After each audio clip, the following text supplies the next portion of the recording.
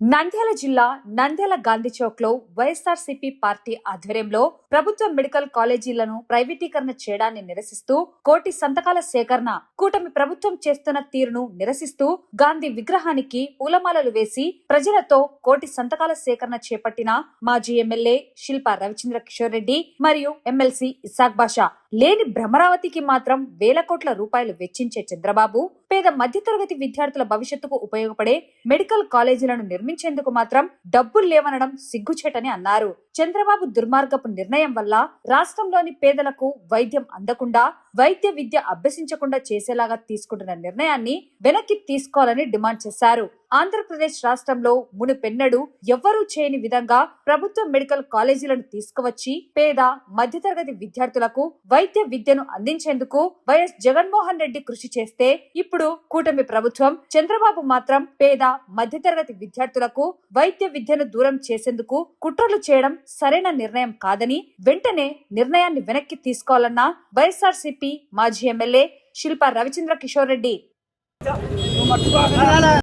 వైఎస్ఆర్ కాంగ్రెస్ హయాంలో జగన్మోహన్ రెడ్డి గారు ఎంతో దూరదృష్టితోటి ప్రతి ఒక్క జిల్లాకి ఒక మెడికల్ కాలేజ్ మరియు హాస్పిటల్ ఉండాలి, పేదవారి పిల్లలు కూడా పెద్దవారి పిల్లల మాదిరిగా డాక్టర్లు అవ్వాలి, పెద్ద చదువులు చదవాలి అనే ఉద్దేశంతో ప్రతి ఒక్క చోట ఒక మెడికల్ కాలేజ్ని శాంక్షన్ చేయడం జరిగింది.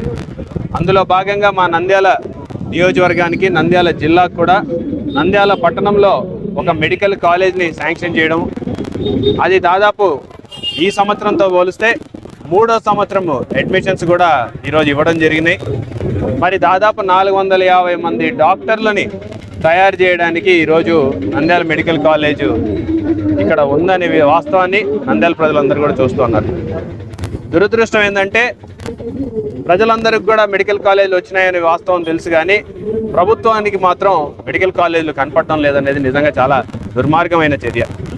ఒకవైపు చంద్రబాబు నాయుడు గారు మెడికల్ కాలేజీలే లేవు అని చెప్పేసి పైకి మాట్లాడుతూ, రెండో వైపు ఏమో అవే మెడికల్ కాలేజీలని ప్రైవేట్ వాళ్ళకి అమ్మాలని చెప్పేసి ప్రయత్నాన్ని ఈరోజు మేము తీవ్రంగా వ్యతిరేకిస్తున్నాం. మరి ఆ ప్రయత్నాన్ని విరమించుకోవాలి, పేదవాళ్ళకి చదువులు అందుబాటులో ఉండాలి అంటే ప్రభుత్వమే ఆ కాలేజీల నిర్వహణ చేపట్టాలని చెప్పేసి ఈరోజు మేము డిమాండ్ చేస్తున్నాం.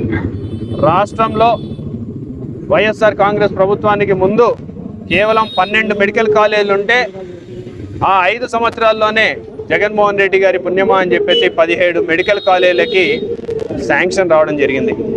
దాంట్లో 5 ప్రారంభించడం జరిగినాయి. ఈరోజు ప్రజల్ని మభ్యపెట్టాలని చెప్పేసి, ప్రజల్ని మోసం చేయాలన్న ఉద్దేశంతో అసలు మెడికల్ కాలేజీలే లేవు అని చెప్పేసిన విధంగా ఈరోజు మంత్రులు మాట్లాడుతున్నారు, ముఖ్యమంత్రులు మాట్లాడుతున్నారు. మరి లేని మెడికల్ కాలేజీలకి ఎన్ఎంసీ పర్మిషన్ ఇస్తాము, మీకు ఎన్ని సీట్లు కావాలి అంటే మాకు సీట్లే అవసరం లేదని చెప్పేసి లెటర్లు రాసినటువంటి ఘన చరిత్ర ఈ ప్రభుత్వానికి కాదా అని చెప్పేసి అడుగుతా ఉన్నాం. ఈరోజు మెడికల్ కాలేజీలని ప్రైవేటు వ్యక్తులకి ఎందుకు అమ్మాలని చెప్పేసి మేము అడుగుతా ఉన్నాం. ఒకవైపు అమరావతికి 2 లక్షల కోట్లైనా సరే మేము ఖర్చు పెడతామని చెప్పేసి ప్రగల్భాలు పడుతున్నటువంటి ఈ ప్రభుత్వం కేవలం 5,000 కోట్ల రూపాయలు ఉంటే గవర్నమెంట్ కాలేజీలు గవర్నమెంటే నిర్వహించుకునే శక్తి ఉంది.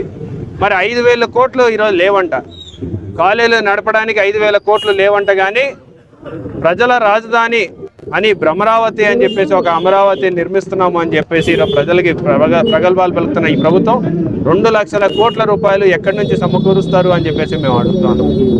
ఈరోజు మీరు చేస్తున్నటువంటి చర్య వల్ల పేద ప్రజల జీవితాలు నాశనం అయ్యే పరిస్థితి ఉంటుంది. మెడికల్ కాలేజీలని ప్రైవేట్ వ్యక్తులకి అమ్మితే దాంతో పాటు ఉన్నటువంటి అనుబంధంగా ఉన్నటువంటి హాస్పిటల్ కూడా ప్రైవేట్ పరం చేసిన వాళ్ళం అవుతాము. మరి ఈరోజు ప్రైవేట్ హాస్పిటల్కి వెళ్ళలేనటువంటి పరిస్థితుల్లో ప్రజలు ఉన్నారనే విషయాన్ని గుర్తించి ఆ రోజు రాజశేఖర రెడ్డి గారు ఆరోగ్యశ్రీ ఇచ్చినారు. ఈరోజు ఆరోగ్యశ్రీ లేకపోతే పేదవారు ప్రైవేట్ హాస్పిటల్కి వెళ్ళే పరిస్థితి ఉంటుందా అని చెప్పేసి ఒకసారి ఆలోచించుకోమని చెప్పి కోరుతున్నా. మరి ఉన్న గవర్నమెంట్ కాలేజీలని హాస్పిటల్ని కూడా ప్రైవేట్ వాళ్ళకి దారాదత్తం చేస్తే ఈరోజు పేదవారు ఎక్కడికి పోవాలని చెప్పేసి మేము అడుగుతా ఉన్నాం. మరి ఈ ప్రయత్నాన్ని విరమించుకోవాలి, గతంలో వాళ్ళు చెప్పినటువంటి వాగ్దానాలన్నీ నెరవేర్చి పేదవాళ్ళకి న్యాయం చేయాలని చెప్పేసి మేము డిమాండ్ చేస్తున్నాం. ప్రైవేటు వ్యక్తులకి ఏదైతే దారాదత్తం చేయాలని చెప్పేసినటువంటి చేస్తున్నటువంటి ఈ ప్రయత్నాన్ని విరమించుకోవాలి. ప్రజల ఒక గొంతుకని వినిపించాలి. ఎందుకంటే ఈ ప్రభుత్వం మొండి చెవులు పెట్టుకొని ఎటువంటివి వినపడనటువంటిగా నటిస్తున్నారు కాబట్టి గవర్నర్కే అందజేయాలి అని ఒక లక్ష్యంతో ఈరోజు 1 కోటి సంతకాల సేకరణ రాష్ట్ర వ్యాప్తంగా జరుగుతున్నాయి. అందులో భాగంగా నంద్యాలలో ఈరోజు ఓల్డ్ టౌన్లో ప్రజలకు వెళ్ళేసి వివరంగా తెలియజేస్తున్నాం. ప్రజలు కూడా స్పందిస్తున్నారు. నంద్యాల మెడికల్ కాలేజ్ మేము చూసినాం, మా కళ్ళ ముందు నిర్మితమైంది. మరి ఇటువంటి కాలేజీలు ప్రైవేట్ వాళ్ళకి అమ్మకూడదు అని చెప్పేసి వాళ్ళు కూడా సంతోషంగా ముందుకు వచ్చేసి సంతకాలు చేయడం అనేది మాకు కూడా చాలా ఆనందం వేస్తుంది. మరి పేద ప్రజల కోసం అందరూ కూడా అండగా నిలబడాలి. ఆ పేద ఇళ్లలో కూడా డాక్టర్లను తయారు చేయాలంటే మీ అందరి మద్దతు కావాలని చెప్పేసి నేను కోరుకుంటూ, విద్య, వైద్యం ప్రజలకు అత్యంత ఆవశ్యకము. ఇందులోనే ఆంధ్ర రాష్ట్ర భవిష్యత్తు, ఉజ్వల భవిష్యత్తు ఉందని త్రికరణ శుద్ధిగా నమ్మిన మా మాజీ ముఖ్యమంత్రి జగన్మోహన్ రెడ్డి గారు అందుకు ఆయన పీరియడ్లో ఎన్నో రకాలుగా వాటిని అభివృద్ధి చేసే దిశగా అడుగులు వేయడం జరిగింది. ఆ ప్రతిఫలాలు వచ్చే టైంలో గవర్నమెంట్ మారిపోవడం తర్వాత ఈ కూటమి ప్రభుత్వం దాచుకో దోచుకో ఈ ఒక్క నినాదంతో ప్రజలను అన్ని రకాలుగా అట్టడుక్కు తొక్కేసి తన కడుపులు నింపుకునే ప్రోగ్రాం అయితే కంటిన్యూగా చేస్తూ ఉన్నారు.